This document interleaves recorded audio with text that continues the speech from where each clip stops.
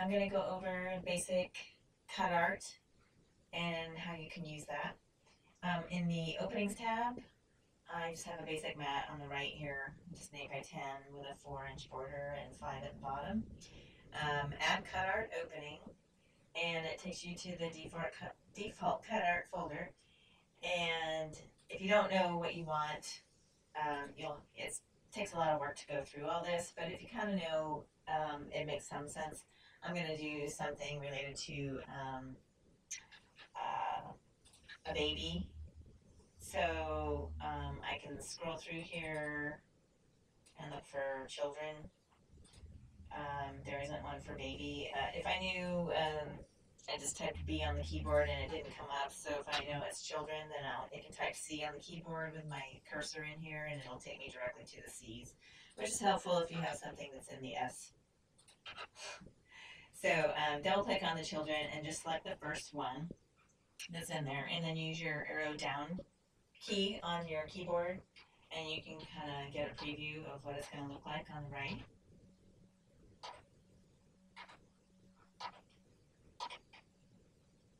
That's a creepy Joker.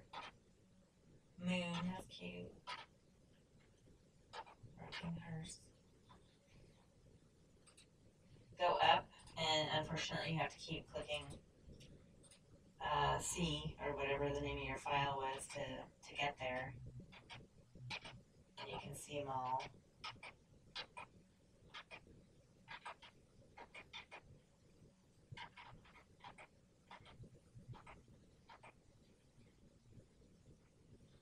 I'll just use a hand.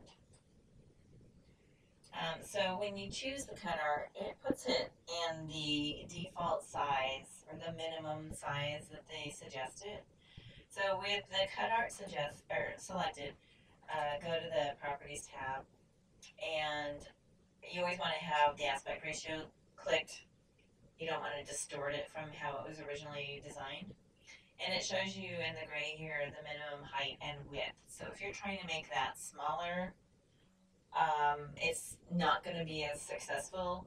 It will cause grief in the mat department. So I would try to keep it at the minimum size that you can.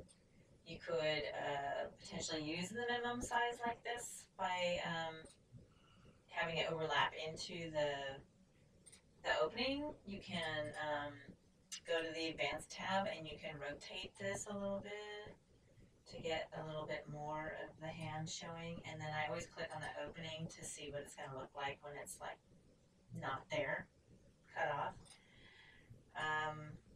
That doesn't look bad, and then I can Control C on my keyboard and Control V on my keyboard and copy and paste that just like it is. I'm gonna maybe rotate that the other direction and place it somewhere else.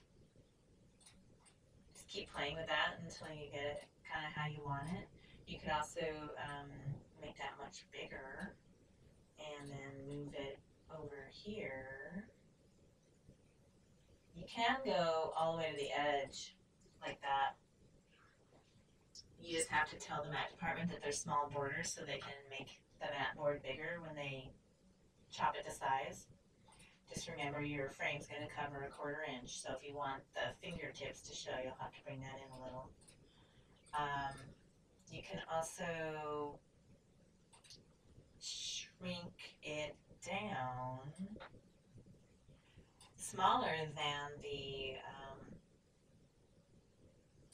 minimum height and width suggestion if you don't make it an actual opening.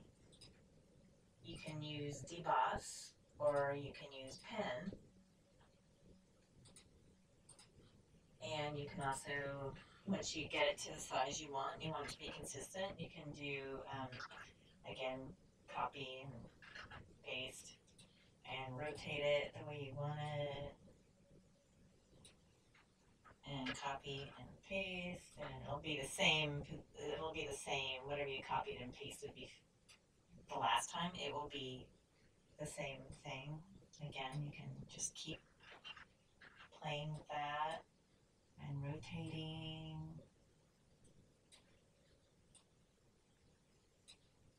And again, these can kind of slightly overlap into the mat a little bit if you want, or not. And just click on the opening again to see what it's going to look like.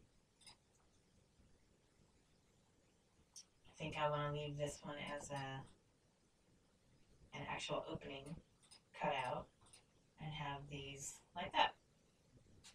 So that's a general cut art and how to treat it.